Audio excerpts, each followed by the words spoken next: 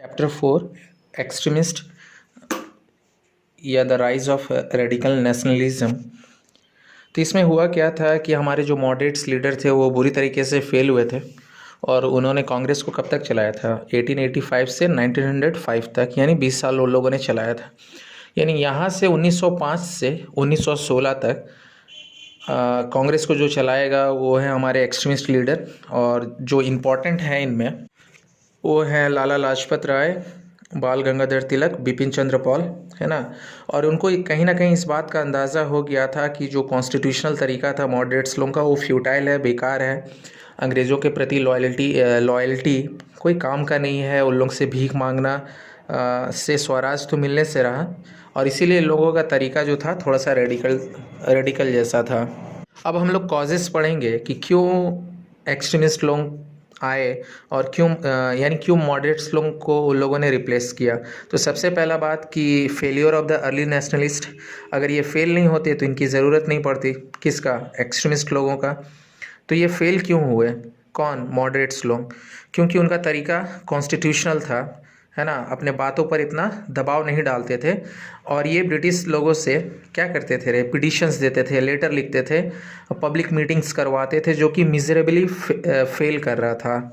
और ब्रिटिश लोग इनके डिमांड्स के ऊपर थोड़ा भी ध्यान नहीं दे रहे थे, और कहीं ना कहीं एक्सट्रीमिस्ट लोगों को लगा कि फ्रीडम जो है वो भीख मांग के तो नहीं मिलेगा, उसके लिए लड़ना पड़ेगा और उसको फाइट करके ही हासिल किया जा सकता है, और इसके लिए वो हर मुमकिन सेक्रीफाइस और एजिटेशन करने के लिए तैयार थे। अब आते हैं दूसरा पॉइंट कि क्यों एक्सट्रीमिस्ट लीडर लोगों का आना हुआ। तो दूसरा पॉइंट है true nature of British rule. तो इसमें हो क्या रहा था कि ब्रिटिश इकोनॉमिक ड्रेन तो कर रहा था हमारा इंडिया का, इसमें कोई दो राय नहीं है ना। तिलक जी जो थे, उनका जो दो न्यूज़पेपर था, केसरी और मराठा, उसमें वो ब्रिटिश गवर्नमेंट के जो पॉलिसीज़ थे उसको बहुत क्रिटिसाइज़ किया करते थे। वो बता रहे थे कि कैसे अंग्रेज़ लोगों की वजह से हमारा इंडस्ट्री को कितना हार्म पहुँचा है, जो भी इंडियन इंडस्ट्री है, कैसे हमारे देश में पॉवर्टी, अनएम्प्लॉयमेंट्स बढ़ते जा रहा है, और एडुकेटेड इंडियंस भी जो हैं वो अनएम्प्लॉयड हैं, है ना। और इसके वजह से देश में फ्रस्ट्रेशन बहुत ज़्यादा है, और यही सब चीज़ जब वो अपने न्यूज़पेपर में लिखते थे और लोगों को अवेयर कराते थे, तो ये भी एक कॉज बना एक्सट्रीमिज़म का राइज होने के लिए। थर्ड जो कॉज था एक्सट्रीमिस्ट लोगों का आने के लिए वो ये था कि फेमाइन और प्लेग हमारे कंट्री में बहुत तेज़ी से बढ़ गया था, और ख़ास करके साउथ इंडिया में, और उसके बाद पुणे में भी होता है। ड्रॉट्स बढ़ गए थे, फेमाइंस बढ़ गए थे, नेचुरल कैलामिटीज़ हैं ये सब, और गवर्नमेंट कोई एडिक्वेट मेजर्स नहीं ले रहा था लोगों को मदद करने के लिए। इधर उन लोग क्या कर रहे थे कि पैसा वेस्ट कर रहे थे, क्या चीज़ में, तो क्वीन विक्टोरिया का एसेसिएशन था, यानी शायद आई हुई थी, या उनके स्वागत में उन लोगों ने क्या किया ना, सिल्वर जुबली सेलिब्रेशन रखा ब्रिटिश लोगों ने, और उसमें वो उन लोगों ने बहुत सारा पैसा खर्चा किया। बट रैदर उन लोगों को करना क्या चाहिए था, लोगों का मदद करना चाहिए था, और इस वजह से देश में बहुत ज़्यादा गुस्सा था। और तिलक जी जो थे वो अपने पेपर में, केसरी में और मराठास में, ये सब चीज़ों को लिखा कर रहे थे और गवर्नमेंट का पॉलिसीज़ को लोगों को बता रहे थे, है ना, और लोगों का गुस्सा कहीं ना कहीं बहुत ज़्यादा भड़क रहा था। अब तीसरे पॉइंट के ऊपर आते हैं कि क्या वजह रहा कि एक्सट्रीमिस्ट लोग आए, मॉडरेट्स लोग हट गए। The reactionary policy of Lord Curzon. तो लॉर्ड कर्जन 1900 के आसपास में, स्टार्टिंग में, वो हम लोगों के वाइसरॉय रहे, है ना, और उनका जो तरीका था ना, वो इंडियन नेशनलिज्म और इंडियन नेशनलिस्ट को बहुत अपोज किया करते थे, और उनके मन में हम लोगों के लिए कोई भी सिंपैथी नहीं था, और वो बहुत सारा उन्होंने एक्ट या लॉ पास करवाया। उनमें से कुछ हैं कलकत्ता कॉरपोरेशन एक्ट, और ये एक्ट के तहत उन्होंने क्या किया, he increased the number of official members. फिर दूसरा एक्ट जो उन्होंने पास कराया, इंडियन यूनिवर्सिटीज़ एक्ट, इसके तहत उन्होंने स्ट्रिक्ट कंट्रोल बना दिया इंडियन यूनिवर्सिटीज़ के ऊपर, कि अगर, क्योंकि उनको लगता था कि इंडियन यूनिवर्सिटी जो है वो सेंटर ऑफ नेशनलिज्म हो गया, वहाँ पर टीचर्स जो हैं बच्चों को भड़का रहे हैं, है ना। तो इसीलिए उन लोगों ने कि आप कॉलेज में बच्चों को अनाप शनाप पढ़ा नहीं सकते, बच्चों को ब्रिटिश गवर्नमेंट के खिलाफ भड़का नहीं सकते, अगर ऐसे सुनने में आया तो आप लोगों को, मतलब आप लोगों के ऊपर प्रॉपर एक्शंस लिया जाएगा। तीसरा जो उन्होंने लॉ पास किया था वो था ऑफिशियल सीक्रेट एक्ट। इसके तहत किसी भी तरह का सिविल एडमिनिस्ट्रेशन से रिलेटेड इंफॉर्मेशन अगर लीक होता है गवर्नमेंट से रिलेटेड, तो उसे इलीगल बताया जाएगा और उसके लिए फिर नेसेसरी पनिशमेंट किया जाएगा। तो ये सारा जो एक्ट हो रहा था ये कहीं ना कहीं लोगों के ऊपर क्या कर रहा था, रेस्ट्रिक्शन लगा रहा था, है ना। पर मॉडरेट्स लोग तो ये सब चीज़ को रोक नहीं पा रहे थे और इसीलिए एक्सट्रीमिस्ट लोगों को ही आवाज़ उठाना पड़ा। जो इंडियन साउथ अफ्रीका में भी थे ना, क्योंकि ब्रिटिश का कॉलोनी अफ्रीका में भी था, तो इंडियन लोगों को लेके जाते थे वहाँ पर काम कराने के लिए। तो वहाँ पर भी इंडियन लोगों को बहुत ह्यूमिलिएट किया जाता था, ट्रीटेड किया जाता था, उनको इंसल्ट और गाली वगैरह दिया जाता था। उनको रेलवे का फर्स्ट क्लास कोच में ट्रैवल नहीं करने दिया जाता था और रात को 9 बजे के बाद अगर निकलना है तो आपको परमिशन लेना पड़ता था। कोई राइट्स नहीं था वोट का, ठीक है, वोट देने का कोई भी राइट्स नहीं था। और इवन वो लोग उस होटल में भी एंटर नहीं कर सकते जिसमें यूरोपियन जाते हैं रे। और ब्रिटिश लोगों ने और एक एक्ट लाया था, द रजिस्ट्रेशन एक्ट। इसके तहत उन्होंने जितना भी गवर्नमेंट ऑफिसेस हैं ना, वहाँ पर इंडियंस लोगों को अपना नाम रजिस्टर्ड करवाना पड़ेगा, उनको अपना थंब इम्प्रेशन देना पड़ेगा और ये सब चीज़ कहीं ना कहीं इंडियन लोगों को बहुत परेशान कर रहा था। और मॉडरेट्स ब्रिटिश गवर्नमेंट को अपोज नहीं कर पा रहे थे ये सब चीज़ को लेकर। तो इसीलिए एक्सट्रीमिस्ट लीडर लोगों ने बोला कि अगर आप लोग हम लोगों को प्रेसिडेंट बनाते हो कांग्रेस का, तो हम लोग ये सब चीज़ के बारे में आप लोगों के लिए लड़ेगा। छठे पॉइंट के ऊपर आते हैं, the repressive policy of the government. इसमें क्या हुआ था ना कि हमारे जो इंडियन लीडर्स थे उन लोगों को जेल भेजा जा रहा था, उन लोगों को देश से बाहर निकाल दिया जा रहा था, है ना। केसरी में और मराठास में बाल गंगाधर तिलक गवर्नमेंट को क्रिटिसाइज़ किया करते थे, तो इस वजह से उनको क्या किया गया, 6 साल के लिए जेल में डाल दिया गया। तो ब्रिटिश गवर्नमेंट को ऐसा लग रहा था कि वो जब वो लीडर्स लोगों को पनिश करेंगे तो लोग क्या हो जाएंगे रे, स्कैर कर जाएंगे, डर जाएंगे, है ना।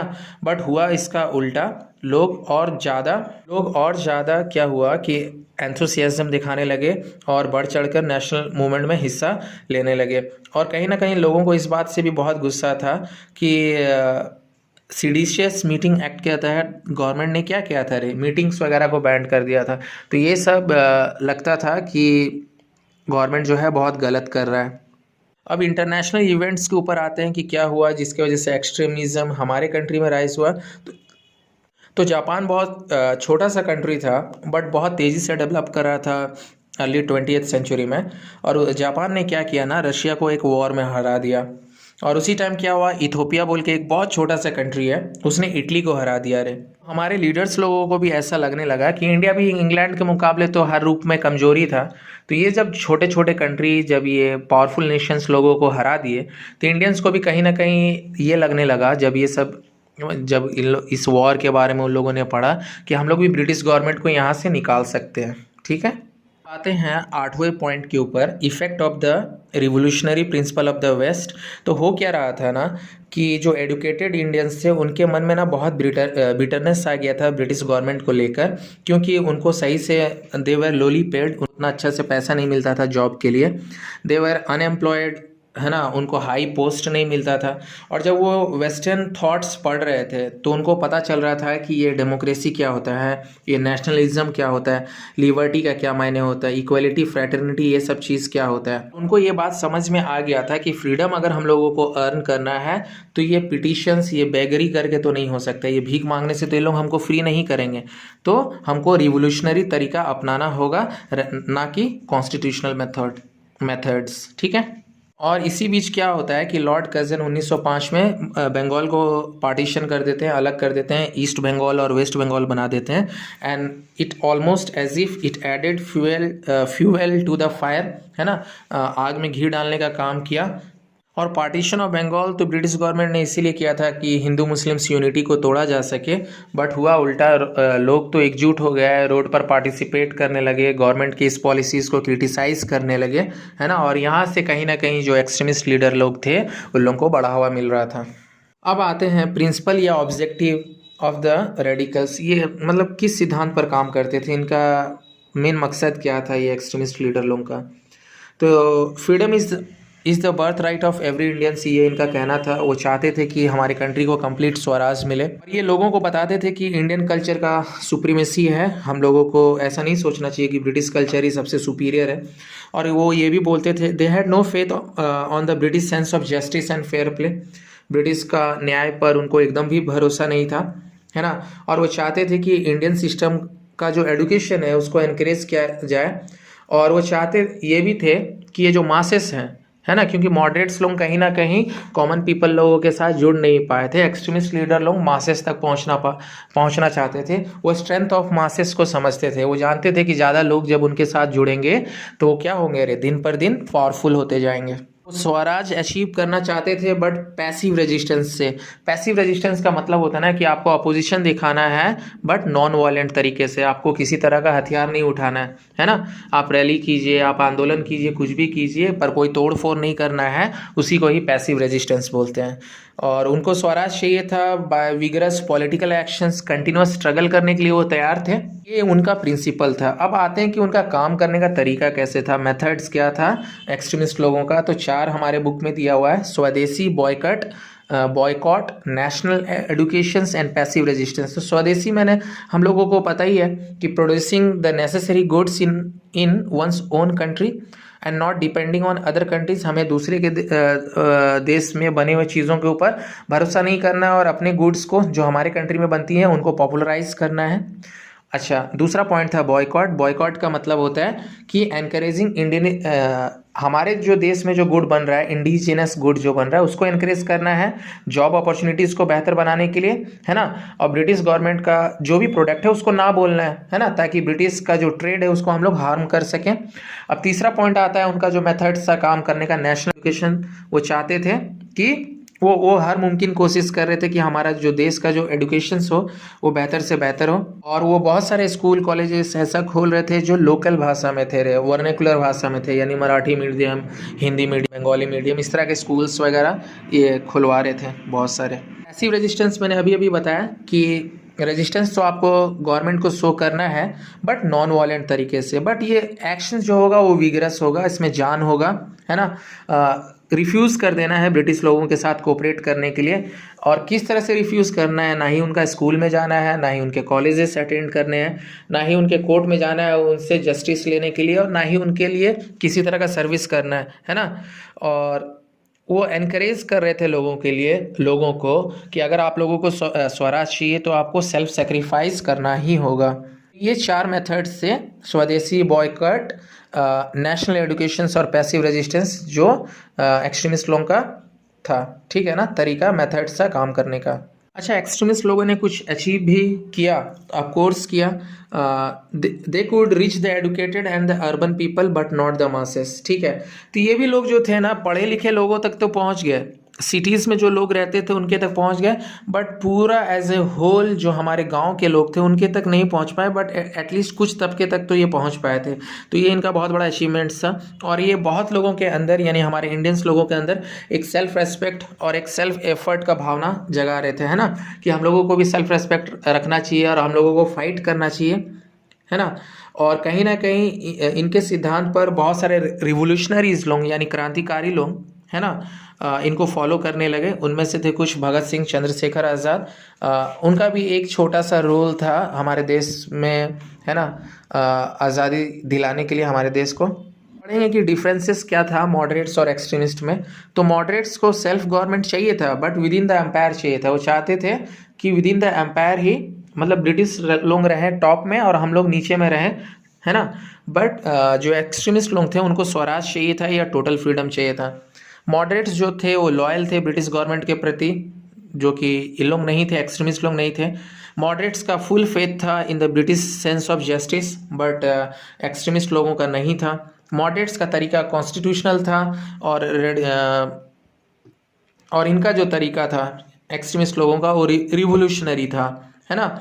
मॉडरेट्स जो थे वो मीटिंग्स करते थे, स्पीचेस देते थे, पिटीशन सबमिट करते थे गवर्नमेंट को किसी भी प्रोजेक्ट को पास कराने के लिए, है ना। बट जो हमारे रेडिकल्स थे ये बेगरी में, यानी भीख मांगने में विश्वास नहीं रखते थे, है ना। वो पॉलिटिकल एजिटेशंस करना चाहते थे, वो बोलते थे कि हम लोग को सेल्फ रिलायंट बनना पड़ेगा। मॉडरेट्स जो थे वो ब्रिटिश के साथ कोऑपरेट करके काम करना चाहते थे और एक्सट्रीमिस्ट जो थे वो नॉन कोऑपरेशंस पर बिलीव करते थे।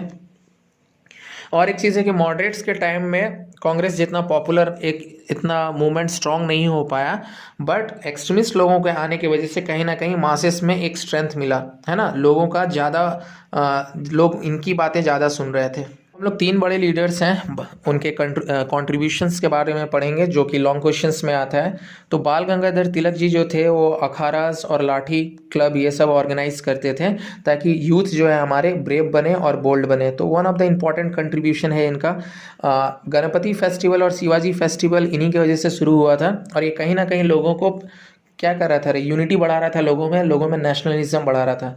प्लस बाल गंगाधर तिलक 2 इम्पॉर्टेंट न्यूज़पेपर के ये छापते थे वो, एक था केसरी और एक मराठा। और ये कहीं ना कहीं इसमें ये लोगों के अंदर एक पॉलिटिकल कॉन्शियसनेस, एक करेज, एक सेल्फ रिलायंट है ना, एक फाइटिंग एटीट्यूड पैदा कर रहे थे। इन्होंने 2 बुक्स भी लिखा था, द गीता रहस्य and the Arctic home of the Vedas, है ना। ये सब पूछता है अरे तो कौन सा 2 बुक था, द गीता रहस्य and the Arctic home of the Vedas. और ये 1916 में बाल गंगाधर तिलक ही थे जो होम रूल मूवमेंट शुरू किए थे एनी बेसेंट के साथ।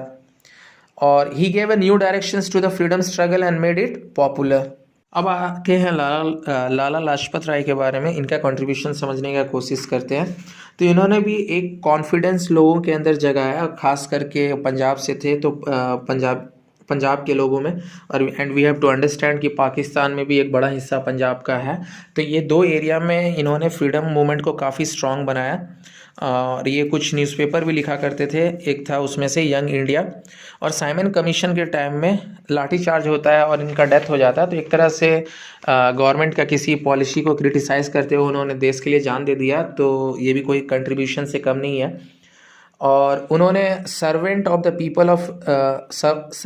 पीपल सोसाइटी बोल के एक संस्था भी शुरू किया था। ये उन्हीं का ही कहना था। उनके लोग बहुत सारे नाम से भी बुलाया करते थे, जैसे कि पंजाब केसरी, जिसका मतलब होता है लायन ऑफ पंजाब।